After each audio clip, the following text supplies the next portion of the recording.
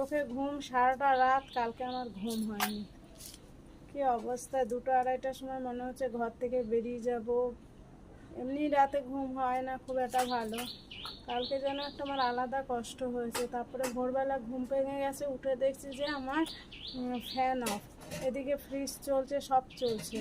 তারপরে বারান্দায় এসে দেখছি, আর আমি উঠেই হচ্ছে গিয়ে পাটা তো সহজে ফেলতে পারি না, কষ্ট হয় উঠে। আগে যেমন 2-2.5 ঘন্টা লাগতো, এখন 20-25 মিনিট লাগে, তারপরেও ব্যথা হয়, কষ্ট হয়।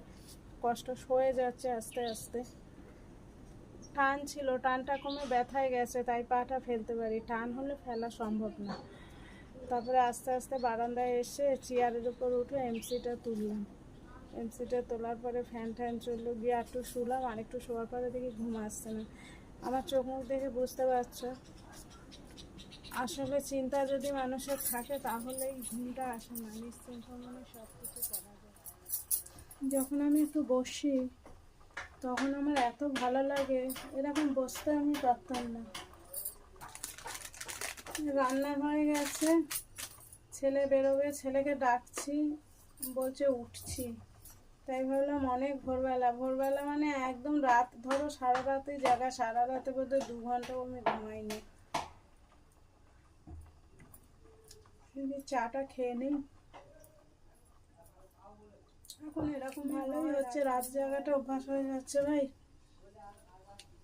খুব চেষ্টা করছি আর 2-4 দিনের মধ্যে বেরোনোর, কারণ এবার না বেরোলে আমার আর চলবে না, আমাকে এবার বেরোতেই হবে।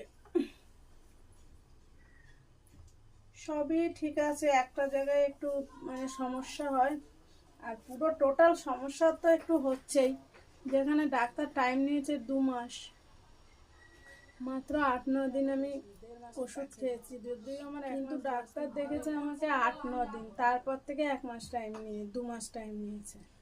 কিন্তু আমি যথেষ্ট ইমপ্রুভ। আমি দেখো মন থেকে হচ্ছে গিয়ে মনের জোর অসুখ সারানোর জন্য খুব ইম্পর্টেন্ট একটা জিনিস। আর আমার পরিস্থিতি আমার মনকে জোর করতে সাহায্য করেছে। ঝড় আসে শুনেছি, সব কিছু তোলপাড় করে দিয়ে নতুন কিছু সূচনা করে। তো আমি ঈশ্বরের কাছে কামনা করি আমার জীবনে যেন সেটা হয়, কারণ অনেক কিছু খারাপ ঘটে গেছে আমার জীবনে, আমি বুঝতে পারছি।